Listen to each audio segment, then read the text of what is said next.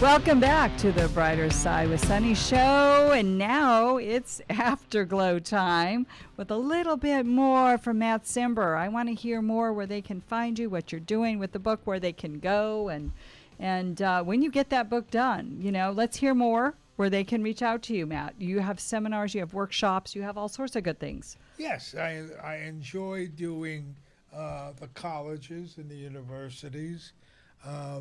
But most of the time I concentrate on screenwriting with people and occasionally acting. But I really enjoy basically filmmaking. Okay. And the idea of just making film where you have to be, you have to be a little bit of everything. In fact, you have to be a lot of everything. Like a triple threat. Yeah. Triple threat. Yeah. I mean, we push filmmaking. I think that we have a perfect example of a great filmmaker in this country. And that's, of course, Quentin Tarantino. Oh, he's brilliant. And Tarantino is the ultimate filmmaker, I think, in terms of the world. You don't say you're a writer, you're a director, you're a producer. He takes everything in a film. And if you look at the Kill Bill series, the two films, you'll see every form of what goes into a good film displayed, even animation. Yes. And how he uses music to exemplify or to heighten a moment. He just has a rhythm that really works. One day we were at a small conference, and he told us that he had never been to a film school. He never went to college, graduated high school, and that what he did was take movies, good or bad, and run them over and over and over and start to spot what was good and why it was good. And he'd do it like with a scene. I made a film called The Black Six, and he told me that he watched it over 23 times in his life. Wow. To catch scenes and pieces.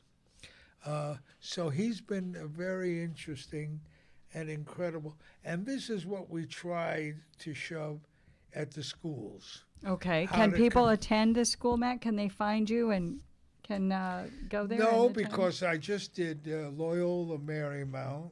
Okay. The university, they have, believe it or not, the third best rated film school in the United States, which was shocking.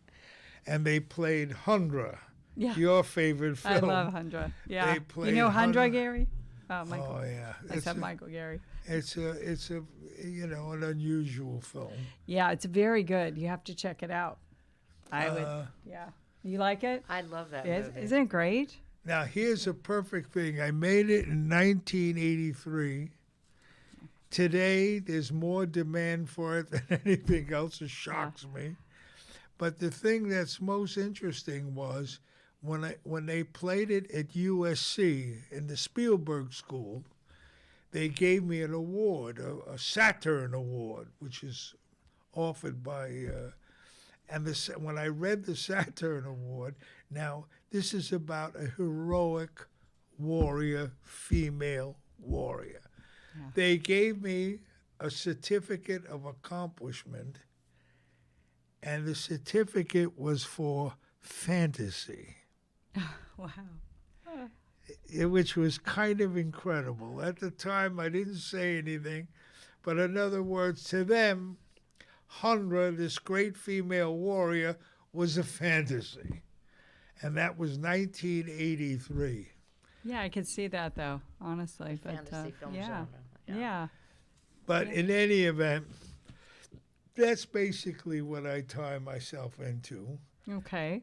But I had three periods of my life. One was filmmaking. If you could believe this, I retired from theater when I was 26 years old. I had already directed 12 plays in New York City, 4 of them on Broadway. And then I hooked up with this blonde. Her name was Jane. And of course, I was this prep school kid who had started directing plays, and Jane was the glamorous Hollywood. She invited me to go to Hollywood, so guess what? I was on the plane to go. And it was a great experience because she was at Fox. And when we went there, the first job I had was working as an assistant director on a film, a comedy. And she told the people, she was very popular with the crews at Fox. And she told them she wanted me to work a couple of weeks in the camera department, a couple of weeks in the director's back, a couple of weeks in costumes, a couple of weeks in everything. And that turned out to be the greatest experience in the world because the people at Fox in 1962 were all the great technicians who came from the 30s and 40s and 50s. So they were really on. And I met incredible people, you know. That's so interesting. And that's the real technology. It's not like today. I mean, that's a completely different world back then. Oh, you know, yes. speaking of like, you know, Mike Gary as an engineer currently and all the tools and things that you have now. Can you imagine back then and how great they were? That was the magic. Yeah. They made things come to life. I still you know, can't edit on a computer. And every time I see an editing job on a computer, it bothers the hell out of me. You know, I want a moviola so I get the feeling of what I'm doing, you know. Wow. Yeah. Interesting. Yeah. I worked with Orson Welles in his basement a few times. And he was trying to put the remnants of a film that he had partially shot together, and everything was on the moviola. Unfortunately, he had a character. It was Don Quixote, and of course he was playing Don Quixote, and Sancho Panza was played by a Russian actor named Akim Tamarov, who unfortunately died before the film was finished. So Orson was sitting there on the moviola trying to figure out how he could shoot scenes of another actor sitting in that place and then use a voice that sounded like, oh my God, it was a mess.